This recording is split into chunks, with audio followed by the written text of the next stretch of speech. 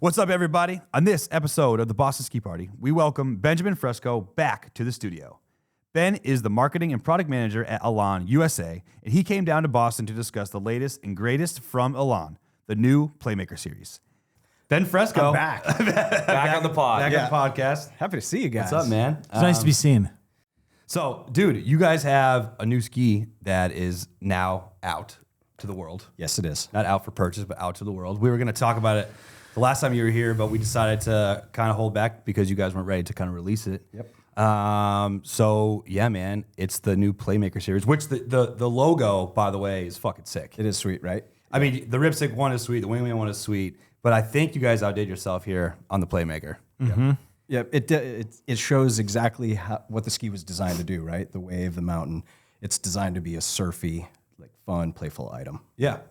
I mean, because the current lineup that you have right now, obviously, you guys are having insane success with it. I mean, we're having success with the Ski Monster. We can't be the only people having success. You guys are seeing insane sell-through with Ripstick and Wingman.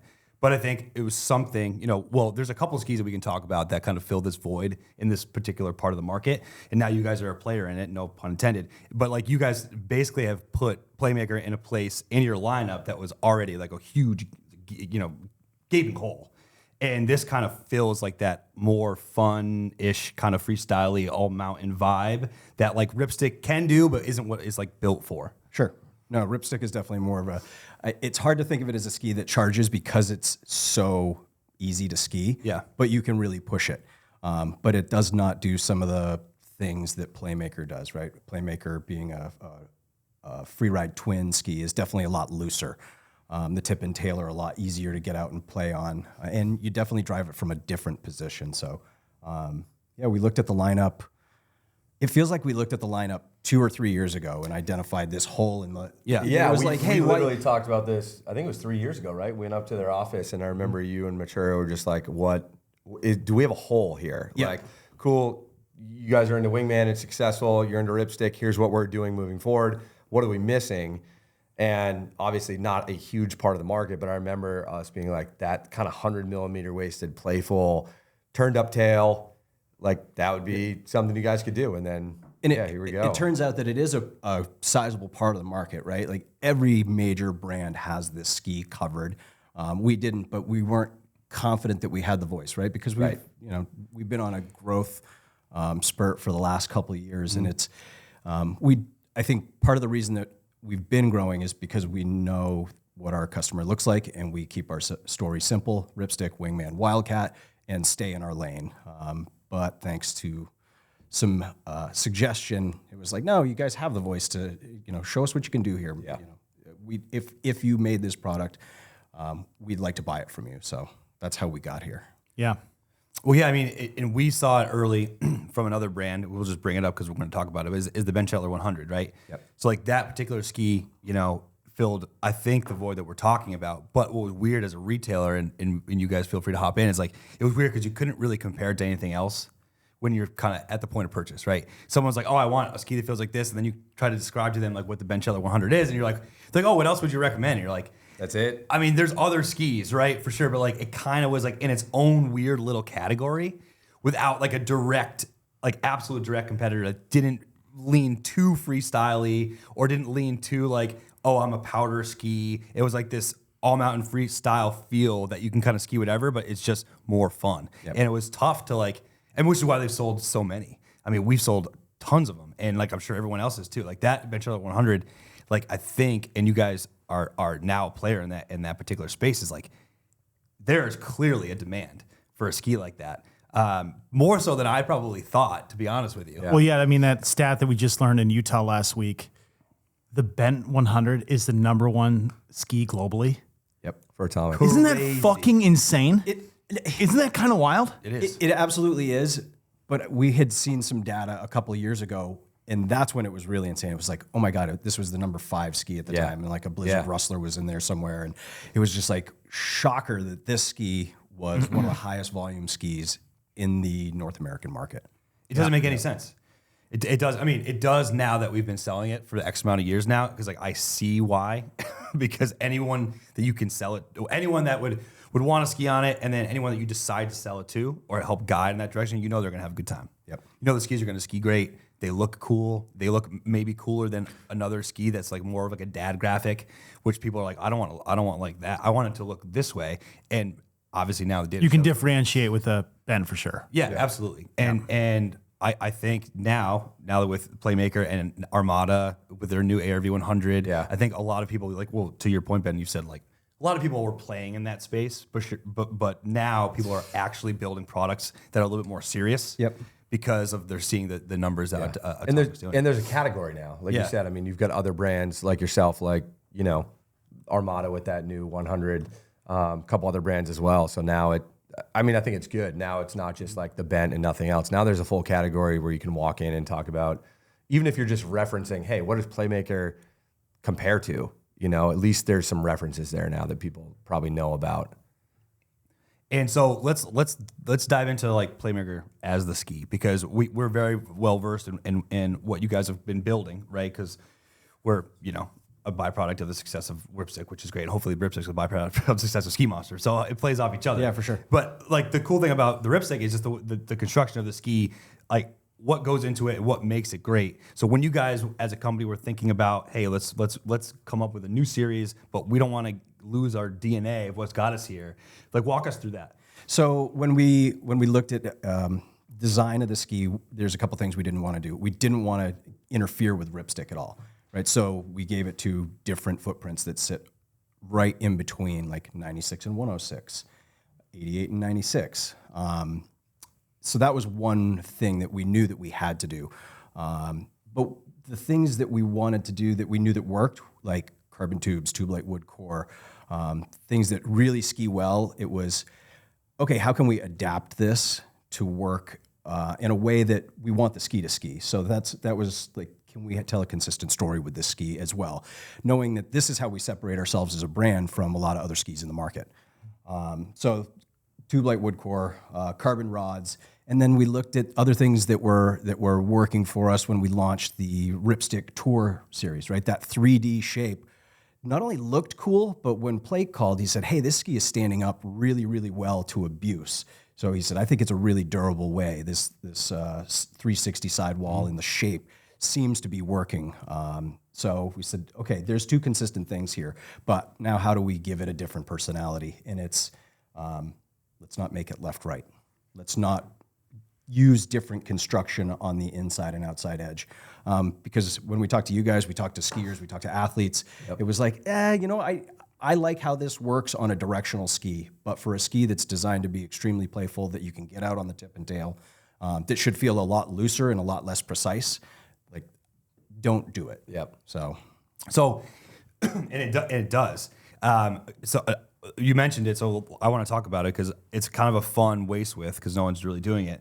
So like the 91, 101 are, and correct me if I'm wrong, those are the first two, right? Yes. Okay, so we'll just say 91, 101, and everyone has 100. People are at 90. I mean, it's kind of like a fun thing to be kind of the first to like Sure. introduce. I mean, it's just waist width, but it is something for someone that sells skis all the time talking about like, well, what's the waist? And you're like, so it's 90. Well, no, it's 91 or it's a 101. So the thought process into that. Is it just to differentiate in the marketplace, or is it to like, hey, like this 1 millimeter makes a big difference? Differentiate it in the marketplace, but differentiate it within our collection. Yeah, because of where the ripsticks fall. Yes. Yeah. Yeah, 96 and 106. Yeah. Yep. Yeah. Yep. So it was very important because those skis work really well. We didn't want there to be any confusion. In like, well, are these the same type of skis? Mm-hmm. And they're clearly not once you get on it. But it's certainly on a global level, it looks like just another fat ski that the Americans want. Yeah. And it's not, right? It's a category that really works. I was going to ask you about that. If you guys got a little bit of pushback from a little bit there, other markets don't necessarily need as many wide skis as we do. Yeah. Where 96 to 100 is the number one selling waist width in North America. If you talk to Central Europe, it's completely opposite, right? They want skis that are narrow. skis that you drive, skis that are extremely precise. They think more like a BMW than an F250. Yeah. So there's a little bit of pushback, but there was some really open minds to it as well. You've met a lot of the people that are behind the design, and they're young. They saw the opportunity for this and how to differentiate a product within the Elan collection and make it distinctly Elan. Yeah. Well, I mean, and just from a graphic standpoint too. So you do the waist width, which is awesome. But the skis, like, I mean, how they look is pretty cool. It's also a little different from Elan in a weird way. It is Elan, but it's not. Yep. Like, especially in the 101. I remember when you were showing us, the digital printouts, like when you were kind of like talking about graphics, and that was, I'm not sure when that was, last year sometime. Last March. It's March. And then you showed like it was like the white with the pink and like how it was all. I was like, dude. Oh yeah. Everybody. Yep. Everyone. It was a consensus in the room. Everyone was like, that's the one. Yeah. Oh, the ski it's a statement for our line for sure. So, we wanted to make it a statement ski, and what better way to do that than neon pink? Yeah. Oh, the neon pink is awesome. Yeah. And that was really cool when we were in Slovenia in September, then to see kind of, you'd showed us graphics on your computer and printouts, but when we were there to see kind of the behind the scenes of how the designers came up with it and like laid out the mood boards and stuff like that. It was really sick. And I think we were excited about it because not that there's anything wrong with the existing, Elan graphics and stuff, but it was something new, something exciting. Like you said, there was a lot of, newer, younger people involved in this project, and like a little bit of a way for you guys to be different from what you've been doing. Sure. Which is cool. Sure. I think that the Ripstick customer and the Playmaker customer maybe have some graphic tastes that are different. Yep. So I think you're talking about too the video with the spray painting, Clarissa and Luca. Yeah, it's rad, right? Yeah. Loved it. Yeah, and that is both of they're amazing to work with, right? They're extremely talented, not only from a design standpoint, but from a product management standpoint. Like, Clarissa especially, she's the one, like she's managing that project through real time. Okay. Where I'm just kind of a voice that she talks to in the United States. But having, young, fresh thought that not only knew how the ski should look, but what the marketing that supports it should also look like. Yeah. So. And for the people that are listening to this, because we're kind of just like talking about our personal experience. Yeah. So when we were in Slovenia, Ben did an awesome presentation on Playmaker before we could really talk about it at the international sales meeting.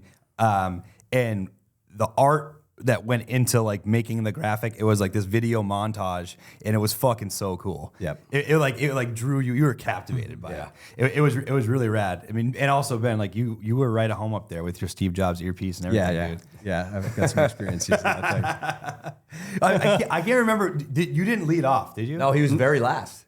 Yeah, dead last. I can't remember the order of operations. Yeah. All right, so you're dead last. Yep. I just remember that video and being like, that was really cool. Yep. Yeah, it's an opportunity too. That design video is one, and then just the skiers that we're able to use. There's the hype video that shows it being used. Yeah. And it's a market that is now interested in skiing on the skis. There's kids in that 19 to 28-year-old age group that were like, we know you make 6 skis, but you don't make a free ride twin. We had a girl that skis on the Freeride World Tour, Molly Armanino. She was like thrilled with the skis. Yeah. Like, hey, can you get some friends to ski on? I'm like, well, not really without a Freeride twin. Right. And then when we did this marketing shoot last year, the photography shoot that supports Playmaker, we got to work with Bodie Barrett. I'm not sure if you saw the video that I posted yesterday, but he's awesome. Super talented. It was like he was interested in things like lib, and would not have ever thought like Elan would make a ski that would interest him. And after 3 days of skiing on the thing, he was like, wow, I am shocked. Like the ski does exactly all the things that I'm looking for in a ski. Now, granted, that's like the aspirational side of it, right? There aren't very many people doing what he's doing with the doubles, like, skiing a double stage cliff at the top, hitting a wind lip, doing a double backflip, right, and then greasing a couple rails in the park, right? In a perfect world, that's what Playmaker was designed to do, at least on the aspirational side. Yeah. For you and me and the fence posts, like just like a rad dad sliding around who wants like a cool young looking twin tip. Yeah. Like that still performs when you want it to. Still performs, right? But what it's awesome that you say it that way, because actually I was talking to Garrett last week about it, and we were talking about skis. Excuse me, and he was like, "Dude," and Garrett works at Ski Monster. He's a producer of our podcast. He's not here today because he's on a family trip in Utah. Must be nice. But he basically was like, "I never thought that I would want to ski on an Elan." Yep. And I'm like, I know it's when because he's like growing up being a freestyle kid at Loon. Yeah. Like I was full tilt. I wanted lines. I wanted armadas. Like Elan, fucking stupid, or any race heritage brand. Yeah. I'm not skiing on that. Yep. Like I want to ski on like what I think is rad. And we were basically like, he's like, I don't know, and he's like, I don't know if people would think that a Playmaker 101 or 91 would be rad. 4 years ago. Sure. And so to your For point, sure. you're like, hey, we just, now that we have a little bit of excitement and energy behind the products that we just currently built and are selling through so greatly, like the Playmaker ad, it just takes the momentum and you can kind of just run with it. Yep. Especially in a year where there's not a lot of new skis, right? Right. Blizzard, Rustler's new. Yep. But there's not any big changes, big shakeups in other brands' lines. So it comes at a good time for us too, right? Timing is a lot of this. It is. Yeah. New Armadas and then new Rustlers. But Armada had ARVs. It's like, so I see what you're saying, where like for you, yes, there's like new a rustlers, new but this is a new category for Elan. Family of skis. Essentially, yeah. Yep. And it complements what we have, right? We make great all mountain skis. And all mountain's a weird term now, Yeah. right? Like we have it listed in our catalog as Wingman and Wildcat, which is like 82 to 86. Right. A lot of people think of Ripstick as all mountain, but it's this category that was just ripe for us. Yeah. Well, the all mountain thing is just that word is a product of like the industry environment. Like, we as a group, from retailers to manufacturers to marketing firms. It's easy to say yes to. Is this an all mountain ski? Yeah, yes, it is. So like it's just ingrained in everyone's head. Like, so if someone comes to the ski wall, it's like, I'm looking for all mountain skis. Like, we have those. You came to the right place. As far as your eye can see, dude. Yep. All mountain skis. But it's funny because that's literally still to this day. We've talked about this before, but like that's the first thing people say. Yeah. If they don't know what they're looking for specifically or have kind of an idea, they're like, I'm looking for an all mountain ski. Yeah, they want a ski that can do an awful lot, and like technically you can use whatever ski anywhere. You could use a slalom ski wherever. You could use a slalom ski in a powder day. It's not going to be the best. Yeah. But you can use it anywhere and everywhere. I mean, you used to ski race skis in the woods, right? Because there was no powder ski. There was no other option. Yeah. Yeah, so that Trees was are tight. Freaking heavy. Yeah. These 2 sheets of TI are kicking my ass, dude. Yeah. I know we kind of glazed over it, but this, it's interesting, especially from a consumer standpoint, because I think we're all guilty of it. But like, these are going to show up on a retailer's wall next fall. Yep. So we're talking about going back 3 years to a conversation we had that I'm sure you had with other people as well. But you guys seeing, hey, there's a hole in our lineup, starting that project to, we skied a couple rounds of prototypes with you, where you said last March, you already went out and shot the content for Playmaker. Yep. Last March. April was the content shoot. So Okay. between when we skied on the skis in March, which were a really traditional construction, and April, which is when we started playing with the 3D shape here. Okay. They have come so far from that prototype. Yep. Yeah. The original prototype, Like these guys are headed the wrong. we would direction. not be having a podcast right now. I almost brought them to remind you where we should actually. That would be- this started. But yeah, the 3D shape is really important to how it functions, right? It's Yeah. super stout, stable platform underfoot, but it feels like a noodle in the tip and tail, which is what makes it playful. Yeah. Yeah, but that timeline is I think, like I said, I think a lot of people take it for granted, where this is 3+ years, before anybody, even us knew that, okay, this thing was done. You guys are shooting content, then that's April. We go to Slovenia, September. They show us the video that you guys went out and shot. And then all of a sudden, this stuff's going to be used come fall for consumers when the skis show up in shops. So it's like, I think a lot of people might take for granted the amount of time that goes by between, the ideation of this to, concepts all the way through it showing up in the store. It's like, yeah, it's 2 skis, but it's 3 years of work. Yep. When you guys, when you guys were like, okay, we're gonna build this family of skis, we're gonna be in this category, we're gonna play in this category. and you kind of like start to develop your storyboard thought process? Was it like, okay, this is how we want the skis to feel, or was it going to be like, the name of this project is Playmaker, let's build a Playmaker? So that's a big part of the story, actually. So we had two names. Okay. And Jeff Matura and I had been talking about this back and forth. And Yep. we had Playmaker and we had Primetime as names. And we were really in love with Primetime. And then this was December of like, are you thinking Coach? I thought you were thinking Coach Prime. It's such a mature name. But it was we had the two names, and really Playmaker lent itself to this ski, and Primetime lent itself to what has become Primetime, right? Yeah. That pieced specific carving ski. So naming is the worst part. If you can get 51% of people to not hate it, you've done a great job. Yeah.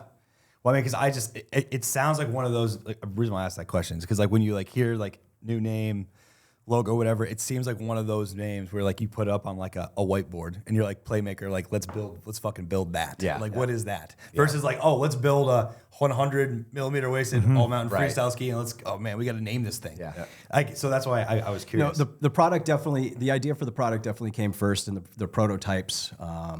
The first round of prototypes were built before it was actually named, Right. But they happened really close together, and it was not a mistake, but it's like one of those things. It's like, ooh, this worked out for the best. Yeah. When you got those prototypes, like the ones that we skied and the other ones that you were making, like did you find that you made them a little too soft? Did they get, as you kind of skied on them and got more feedback, did they get more stout as the time went on? Yes. Okay. Yes, they started out really, really soft, and that's when we were benchmarking against other skis, right? We had a Bent Shetler in the test, a Bent 100. We had a Black Crow's Atris and a Camox. Yeah, Camox. That's their like 90-ish underfoot. So we had some skis that we had access to. We knew skied well. We knew that we're priced right, and it was like, okay, we're at least in the right direction. We're checking the shape. Is it the right shape? Is this something that we can work with? And then the next generation, it got the 3D, which really changed the ride quality, but we were still playing with what's inside, and some with carbon rods, some without. And that's where the personality of the ski really changed, though. It was between that first one and the first round of 3D prototypes. So there was another round in there. Yeah, because we just touched on it, but it was a wild difference. Yeah. Especially going to like the closer to the final product. Actually, in the photo shoot, some of those skis, they are 101 waisted, but they're the green color. Some of them have carbon rods, some of them don't. So that thing was actually kind of twofold, was collecting feedback and seeing actually how it performed. Yep. And it just works out that like skis with carbon rods do ski better. Yeah. Yeah. And it's different. I mean, you just walked through that process. Like you guys had the name and the graphics pretty early on before the ski was done versus, we've dealt with other companies who ski is done, but now it's graphic time Or name. Or name. or between a few names, and you're like, Yeah. And I think that part's also interesting where, is it, hey, we already have trademarked this handful of names and naming is so difficult. Or, some people go the other direction. They're just like, let's get the ski done. Let's make sure everybody loves how this thing skis, and then we'll figure out how it looks and what to call it. Sure. So that's just interesting, how some brands do it differently. Well, I also think it's probably it's situational. I think sometimes like a shape or idea of what the ski should feel like comes to someone and they're like, all right, let's build it, and then like it could suck, but they're like, oh shit, like we caught lightning in a bottle here. Well, now we have to actually like market. Like how do we market this? Yeah. Or in this particular case, you have like an apostrophe, and you're like, Playmaker's a sick ass name. Yep. Let's build a ski named Playmaker. That fits the personality. What did I say? Apostrophe? Yeah. It's a Hook reference, one of the best movies of all time for those that don't Lightning know. just struck my brain. That must have hurt. Another thing I wanted to ask you, because I get it a lot, and so I'm just going to assume that everyone that sells skis gets it. The amount it's really odd, because like I know that it matters to a certain degree, but it doesn't really matter to me as much. But like to some consumers, like especially in this particular category, it's like, how much of like a quote unquote twin tipped tail do you give a ski like this? like visually, right? Sure. Or just like from a rocker standpoint, like if you were to look at it, because like I can't tell you how many times people are like, oh, I mean, I just want to like a little, I like, I want a little more kick in the back. And you're like, okay, fine. But like they don't make skis like that anymore, really, like not like they used to. Yeah, with the aggressive turned up correct. tails. Yeah. And there are still springtime. some. It just absolutely is painful to ski behind. Yeah. Yeah. It's just like a big rooster, just Like like you guys got to watch your teeth on those days. I know. Dude, Knock on- it's don't hit my do fake that. tooth a bunch. What was that Rossi that had the S3. The S3. Yes.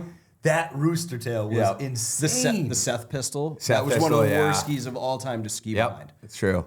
it just kicks up snow like crazy. But anyways, back to like the point of purchase when someone's like, oh, like for Ripstick, for example, like obviously there's rocker in the tail. Sure. Obviously you can ski at switch. Obviously it's gonna feel nice behind you. It's releasing. It feels great. But like visually, it's visually meant to not have that. And I think some people, the people that would buy a Bench Outlaw 100, are like, I want my ski to look like this. Yep. So like when you're kind of in that development process, you still want to make the ski and perform the way you want it to, but like how much of that goes into it? Because it's obviously something. Quite a bit. One of the things that we talked about when it was like looking at the profile of the ski and just kind of backing into it, like it should have about this much camber, this much percent of the ski should be camber underfoot, right? We know it works. It grips well. It has good pop. And then knowing that this customer is looking for a greasier feel, okay, we need to have more tail rocker. So what do we have in Ripstick? Let's do a little bit more, but also let's change the flex of the tail, right? When you look at it, it's got the right amount of kick, but a lot of it comes down to how that tail actually responds to it. It's quite a bit softer, so it makes it more compliant skiing backwards. Yeah. Well, I mean, one thing I noticed on the finished product, and again, like if you guys feel free to correct me if you feel something differently, but when you're running it kind of flat, right? It definitely you can feel or at lower-ish speeds, like or it's not tipped up on full like edge angle. It's really playful. It's really really playful. But what's weird is that like when you get it locked in, it Up really high. high at higher quickly. speeds. Yeah. And quickly, It rails. It like locks in. Yep. Which I can't figure it. I mean, it skis really well. It skis great. I'm not talking about Like I think one difference that maybe a not great tester would think between say like a bent 100 and a Playmaker, like if they can't get skis up high, they'd be like, oh yeah, this bent grips way better. Like you can trust that way more all day. Cause that Playmaker, it is loose, but I can carve on a Playmaker way better than I can on a bent, but you have to just kind of get past that point where it feels weird and then it is gripped. Yep. It is sick. Yep. And that's a you have to unique. trust it. You do, but just go all the way there and you're golden. Yep.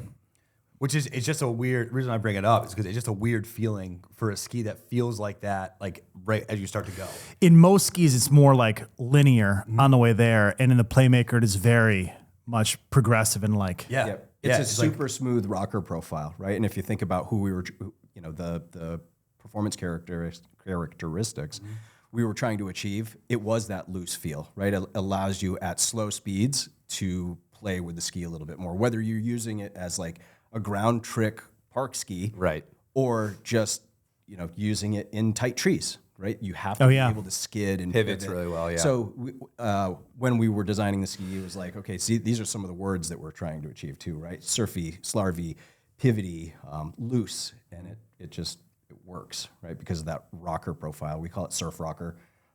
So it's got really like smooth. It's almost tough to tell where the tip starts and the rocker starts, right? They seem to be just one, and I think that's really where that feeling of being so loose on a flat ski or at a low angle comes from. Yeah, and you can feel it, which is awesome. I think a lot of people that are going to buy this ski ultimately, and they're going to ski it, they'll feel the same thing in a really positive way. They'll just feel like they can ski an incredible amount of terrain and snow conditions at a lower speed, and just feel like they're having fun. I think for so many hard charging skiers that feel like they have too much ski when they're in some just flatter, low angle stuff or going slower through tight trees, that the Playmaker is the best tool for the job because it does that way better. It's not so cumbersome in those situations, but you can still, I mean, you can rip. I mean, no pun intended with its sibling, the Ripstick, but that ski can shred. Yep. And we touched on it a little bit, but I'm curious, like as this line expands, which I'm going to assume that it's going to, like, are you guys, is the white and pink checking out? I mean, I know we like it. I mean, we think it's fucking super sick. Not everyone is as like, wild and free as some of us here at Ski Monster are. But like, are you getting positive initial feedbacks on the, okay. Yep. And it was a little bit polarizing at first, but by and large, it's like, I'll anecdotally, there's a story that our Midwest rep, Ray, sent me. He's like, hey, funny thing is, like, I was talking to this older buyer, he was 62 years old. He had just come in, loves Ripstick, blah, blah, blah, loves our skis. But he said, I really think you guys missed it with the white and pink graphic. Or like pink is just, that color is done. And then he said, Ray says, but at the same time, 3 young shop guys who are selling skis come in backwards, dressed very different than the guy who is giving his feedback. And there's like, A, the ski's great. B, the graphic is dope. We love pink. Like, what kind of fucking idiot would come up with like a pink ski at about 102 millimeters in the waist? I don't know. Like, who would do that? You're taking a lot of I think I'm looking at it right now. Look at the vacuum you created in the market, though. It works. Gang. Yeah. Man, we're going to have to start a new trend.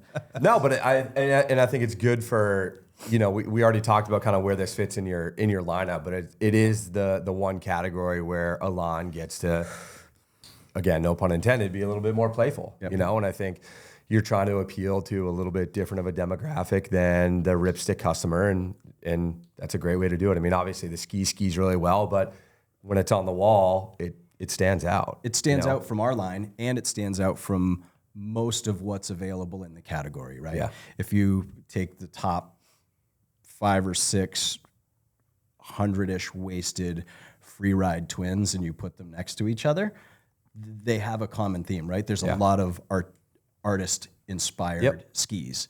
And that definitely came up. We got feedback that was like, no, this crowd needs an artist style ski. And why would we do that if everybody else is doing that? We need to speak in our own language. It's also not very Elan. It's definitely not very Elan. No, you're right. So It would have felt forced. Yep. So the designers, again, Clarissa and Luca, really were able to create something different within the lineup that was very creative. It was its own ski. It didn't look like anybody else's, and it didn't look like ours. But it has our design architecture, right? Like the consistency of the logo placement, the name placement, the icons, and the use of like the interlocking E's, the old school E's that we used to use. So they integrated all these really cool things, but made it a ski that just doesn't look like anything else we do. Yeah. Yep.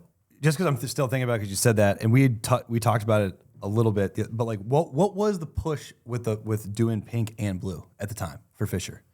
Was the Austrians not trust that a men's ski would just sell in pink, and they're like, Yeah, we 100%. have to have a blue. Like, Well, men in America aren't going to ski in pink skis.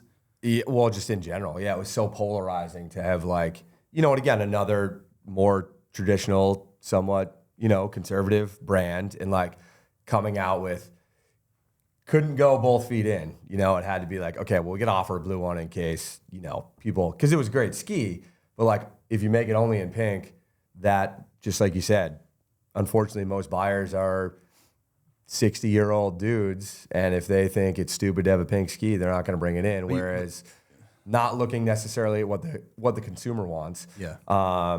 So yeah, it was a safety net essentially. But you guys saw a trend. I mean, I think we all saw a trend. But if working at the brand, like the blue was offered, but I mean, the book the pink sold better. Yeah. And that was at a time when again, you're looking at color trends just like you guys are doing, and it was popping in outerwear. Everything was like super bright, one color or color blocking.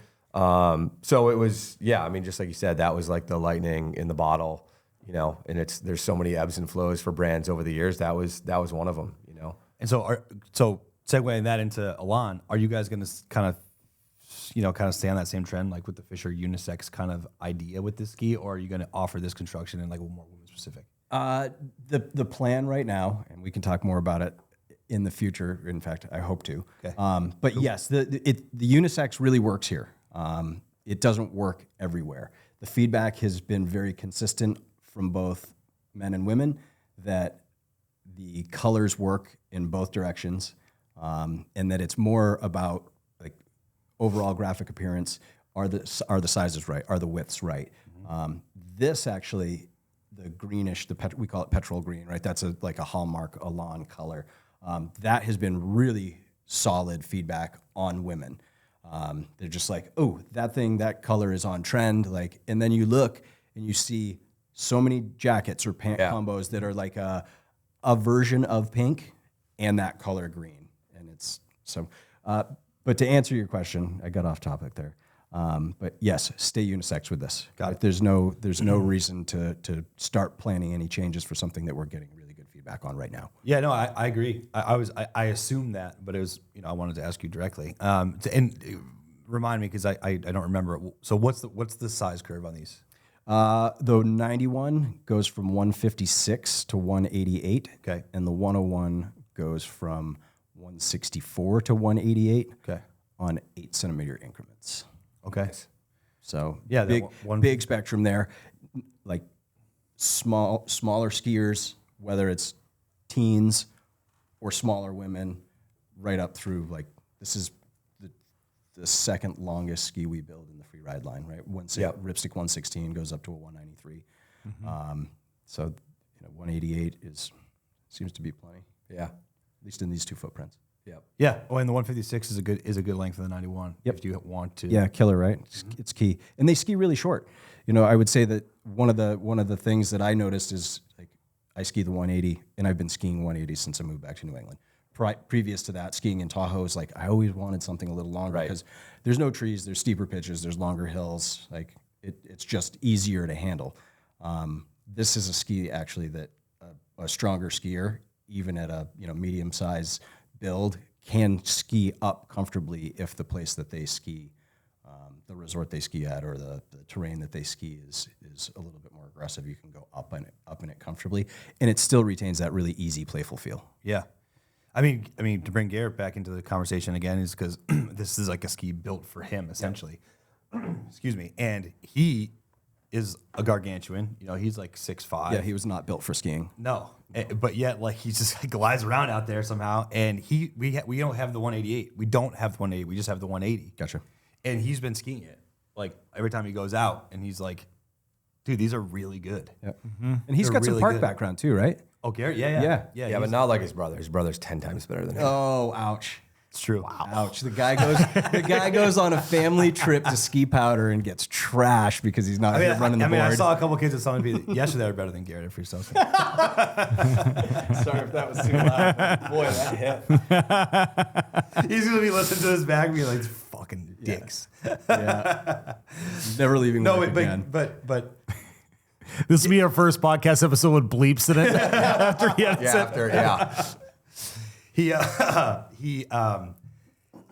he actually looks more comfortable on skis than he does like on his walking around. There's a lot of people like that in the ski world, though. Yeah. Right? They just get really comfortable on skis. Like, you could go stand on the edge of a 50-foot cliff on a pair of skis and be totally confident. Like, you get me near a 50-foot cliff on sneakers, and I am absolutely terrified. Oh, I'm yeah. looking for something to hold on to. Yeah, you're like, what are we doing up here? Yep. But if you put edges underneath my feet, I'm like, okay, I feel It's comfortable. the same thing. I'm not going to jump. It's the same thing when you ride a chairlift without skis on. Yeah. It's the same thing. Weird sensation, right? Yeah, you're like, what are we doing? Yeah, Like, why are we on something's this? pulling me off. Like, well, this is not safe. And then you have skis on, and you're like, you guys want to have a beer? Yeah. You don't even think about it. You're like, oh, yeah. Yeah. This is great. And then you're sitting there in the summertime in shorts, you're like, goo. Yeah, I'm putting it down. This is so dumb. So I know we've like insinuated a little bit, and I know you might or not be able to talk about it, but is this a line moving forward that you think is going to expand? Yeah, it's certainly got potential. Okay. So yeah, there's some plans to expand upon it. It only makes sense that we could go down into smaller sizes. We could do a tweener line. We could have a bigger ski. Yep. So that's all stuff that we're considering in development right now. Yep. Yeah, and I know again it's funny you guys are already thinking about this. We're already talking about it. The skis aren't even for sale yet. Yep. So it's like obviously you guys need to be ahead of that. And I think all of us know just from, we've been a part of it, we've skied it, we've seen enough other people that have skied it and enjoyed it. Like it's clearly going to be successful. So, for you guys, you've got to have that, or already did a year ago in the back of your head, like, okay, this is going to work. Where are we going from here? We're not just going to have 2 skis in this family.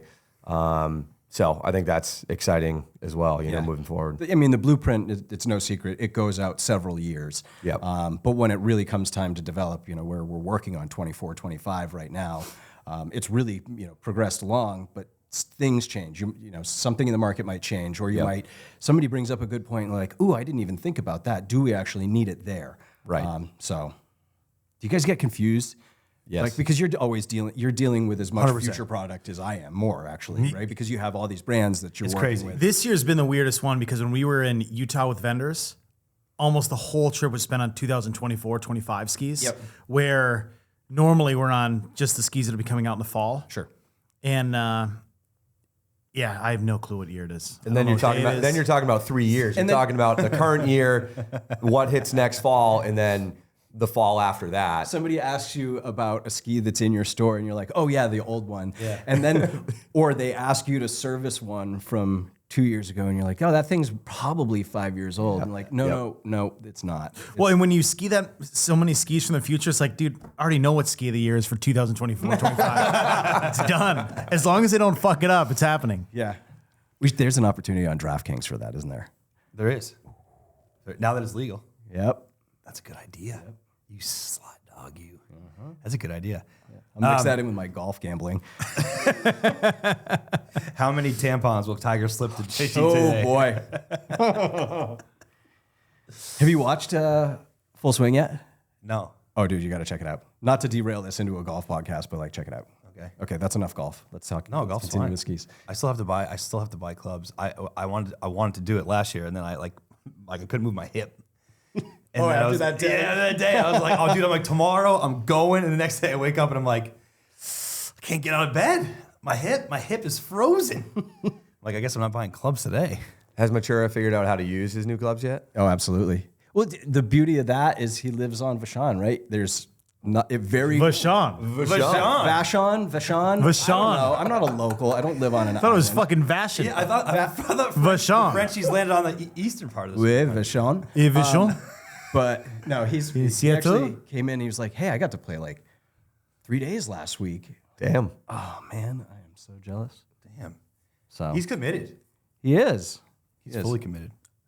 Well, before we wrap this, dude, where are you guys going to ski test?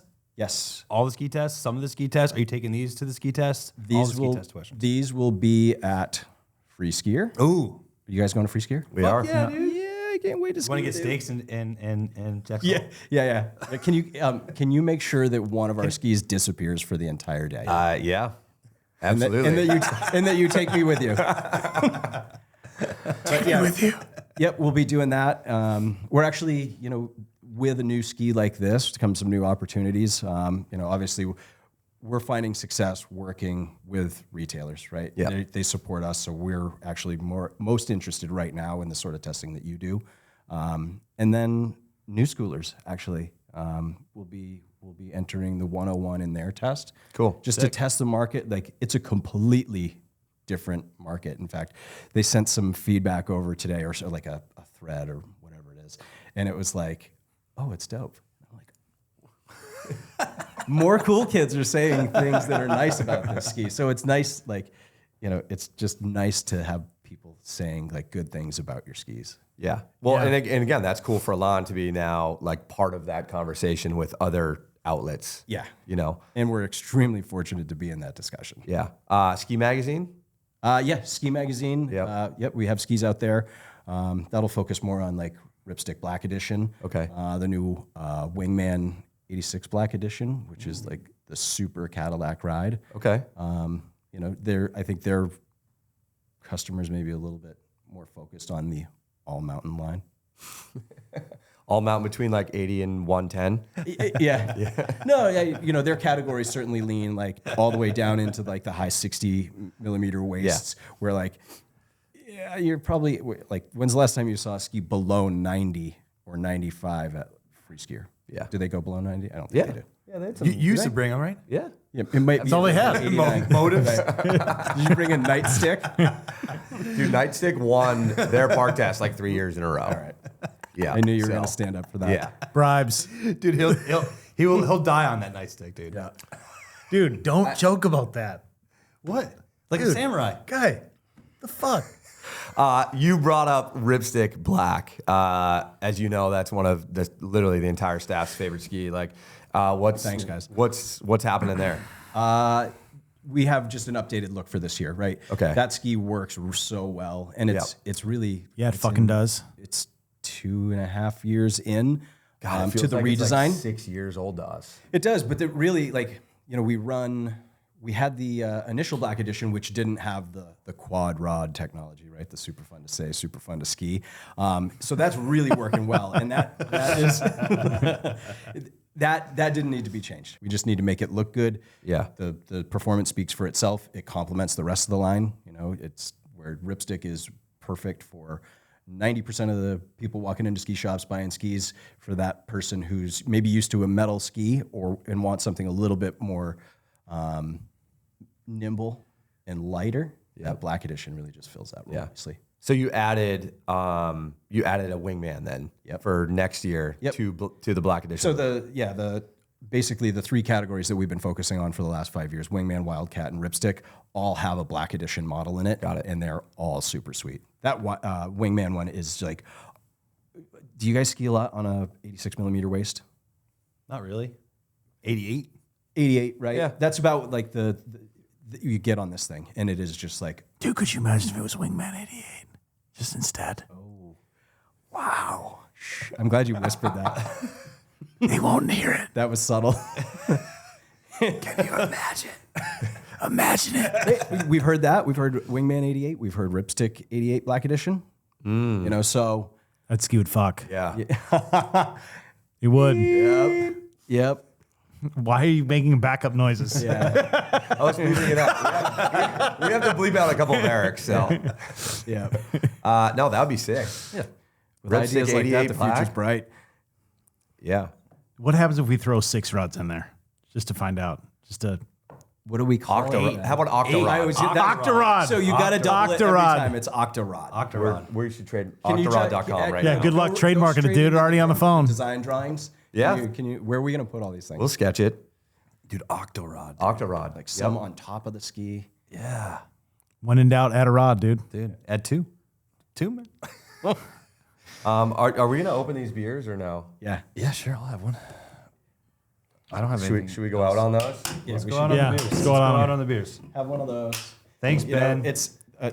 it's always fun to do this project with Woodstock Inn and Brewery, right? Like we've done a beer with every ski we've launched, and it's like, maybe we don't do it this year, and that's a horrible idea. I can't believe I would ever think that way. Like especially when you see like, I didn't bring the swag. I have some cool stuff in the truck that I should have brought up, right? The Yeah. pom-pom hat. That Yeah, thing's we could have sick. been wearing, and I like, saw the somebody hood- else wearing a hoodie. The hoodies are sick, and then it's like, then we have these sick looking skis, and then you just Yeah. you know, So this is what, number fourth edition of the beers that you've been doing with these guys? Yeah, we've done This Ripstick, is- we've done Wingman, we did Ripstick Tour, and now Yep. we have Playmaker. Playmaker.